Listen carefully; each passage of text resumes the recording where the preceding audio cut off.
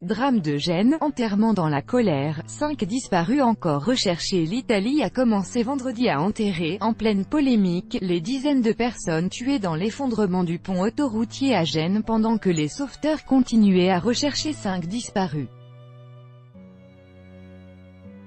Les services de la protection civile ont dans la soirée sensiblement revu à la baisse le nombre des personnes encore recherchées, au nombre de 5 contre 10 à 20 en début de journée. Certaines d'entre elles ont en effet pu être localisées. Le bilan officiel provisoire du drame est toujours de 38 morts et 15 blessés. 10 blessés se trouvaient vendredi encore à l'hôpital, dont 6 jugés dans un état grave, a fait savoir la préfecture. Des funérailles solennelles sont prévues pour samedi en fin de matinée dans un hall du centre d'exposition de cette ville du Nord, avec une messe célébrée par l'archevêque de Milan en présence de toutes les plus hautes autorités de l'État dont le président Sergio Mattarella. Cette cérémonie officielle s'annonce toutefois compliquée pour les institutions italiennes, selon un comptage, non à l'appui, du journal La Stampa. Les familles d'au moins 17 des 38 personnes ayant péri dans la catastrophe survenue mardi préfèrent s'abstenir. C'est l'État qui a provoqué cela, qu'il, ses dirigeants, ne se montrent pas. Le défilé des politiques a été honteux, a réagi dans les colonnes de ce quotidien Nunzia, la mère d'un des 4 jeunes de Tor del Greco morts sur la route de leurs vacances. Ils ont été enterrés vendredi après-midi dans leur ville, une commune de Naples, sud, en présence d'une immense foule à l'extérieur de l'église. Mon fils ne deviendra pas un numéro dans le catalogue des morts provoqués par les manquements italiens, c'est pour sa part insurgé sur les réseaux sociaux Roberto, le père d'un autre des garçons. Nous ne voulons pas une farce de funérailles, mais une cérémonie à la maison, dans notre église de Tor del Greco, a-t-il dit. Des funérailles se sont aussi déroulées dans plusieurs autres villes italiennes, par exemple dans une église de Pise où 2 jeunes fiancés qui ont perdu la vie dans le drame, une infirmière et un anesthésiste, voulaient se marier l'an prochain, ont rapporté les médias italiens. Dans une chapelle ardente à Gênes, les familles veillaient les morts, à garde devant 18 cercueils alignés et recouverts de fleurs, dont celui, de couleur blanche, d'un enfant, a constaté un photographe de l'AFP.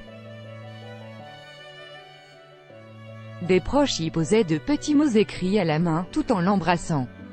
Polémique tous azimuts, la féroce controverse entre le gouvernement italien et la société autoroutière gestionnaire de l'ouvrage, Autostrade per l'Italia, occupe tout le terrain médiatique.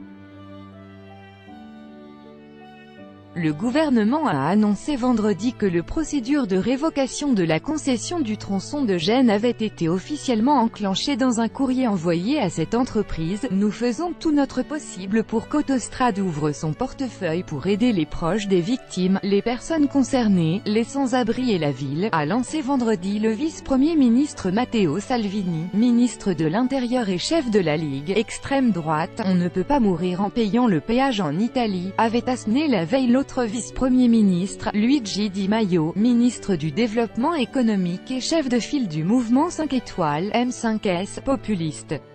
Italie, le travail des secouristes. Copyright AFP, Jean-Michel Cornu. Nous ne pouvons pas attendre la justice pénale, avait en outre estimé le chef du gouvernement, Giuseppe Conte.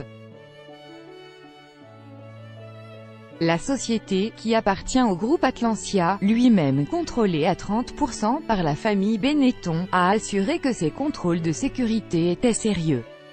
La holding de Benetton, Edizione, l'actionnaire de référence, a affirmé qu'elle ferait tout pour mettre au jour les responsabilités dans ce drame. Atlantia a déclaré qu'une reconstruction du pont pourrait être achevée dans les 5 mois, une fois le site accessible après la fin des recherches et des relevés d'enquête.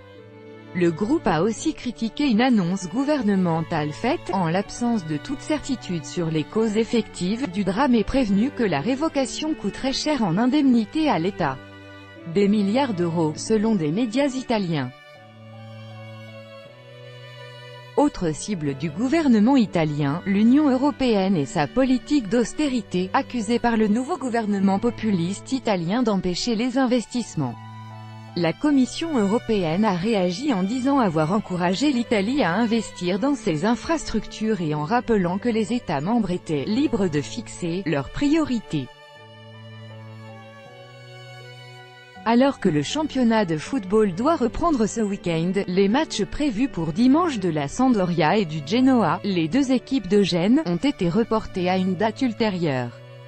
Au cours des autres rencontres, les joueurs observeront une minute de silence et porteront un brassard noir.